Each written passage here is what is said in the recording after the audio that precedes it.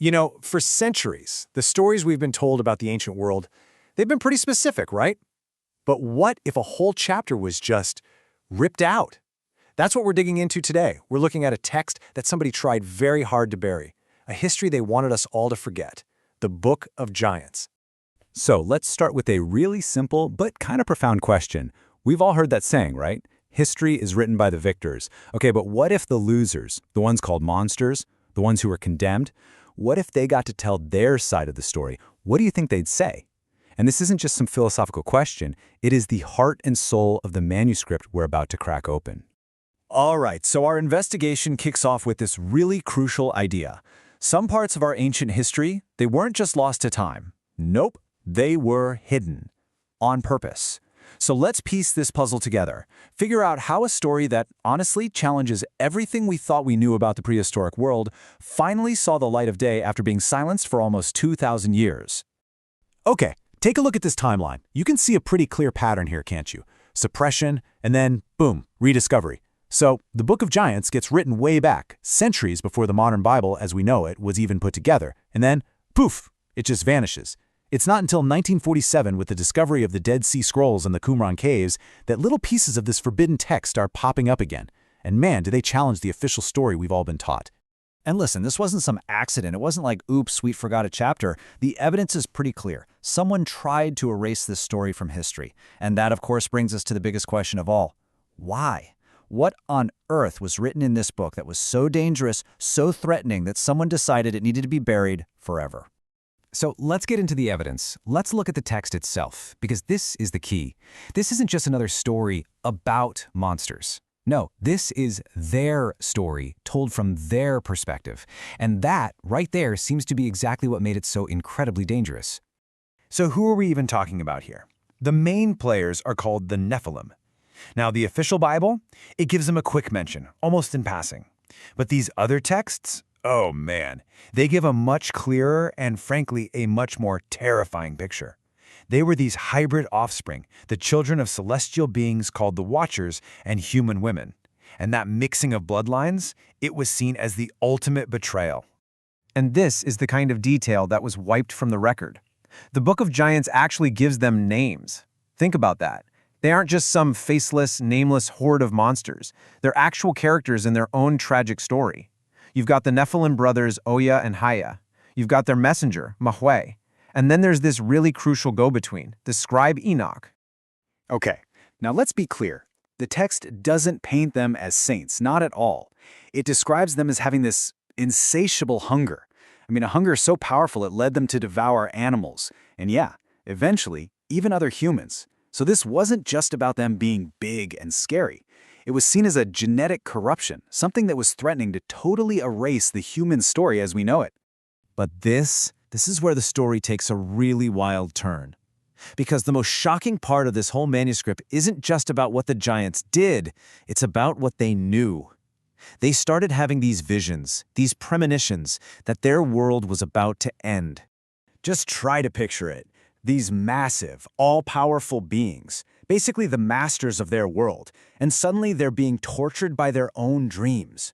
The text says the leaders of the Nephilim were just plagued by these terrifying prophetic nightmares. They were seeing visions of an apocalypse, and they knew there was nothing they could do to stop it.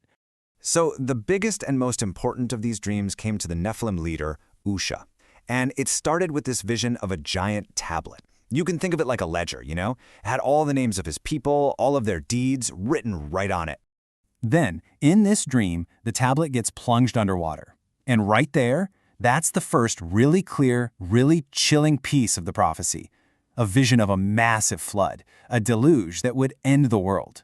And when the tablet comes back up out of the water, Oya sees something absolutely horrifying. A hand has scraped away every single name. All of them, gone. It was a vision of their entire civilization just being wiped off the map. Total annihilation. And then comes the kicker. The climax of the whole vision. Every name is gone, except for 3. This wasn't some random, blurry nightmare. No, this was a direct, specific prophecy of the Great Flood. It foretold a cataclysm that would wash the world clean and leave just a tiny handful of survivors. The giants knew. They knew their civilization was doomed. But what they did next? Well, this might be the most shocking part of this whole forgotten story. Because facing certain death, the Nephilim didn't just lie down and accept it. No way. These monsters, they tried to negotiate. They tried to bargain for their own survival. It was a total Hail Mary, a really desperate plan.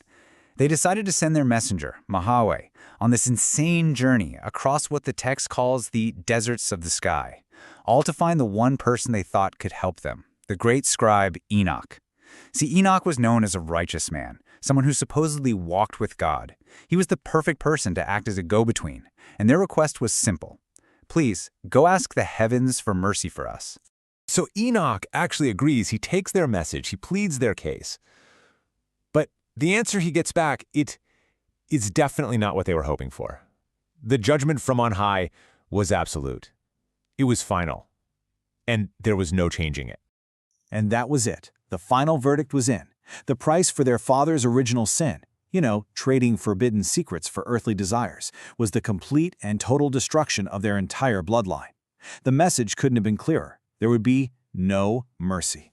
Which brings us to the end of our investigation here. We have to ask, why? Why was this incredibly detailed, dramatic, and, almost sympathetic story totally scrubbed from the official records? What was so dangerous about it? I mean, just look at this comparison side by side.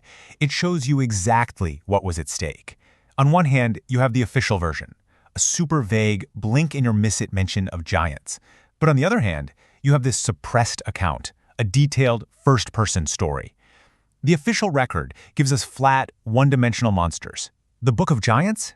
It gives us complex characters who saw their own doom coming and begged for their lives. So, again, why bury it? Well, the motives start to look pretty obvious, don't they?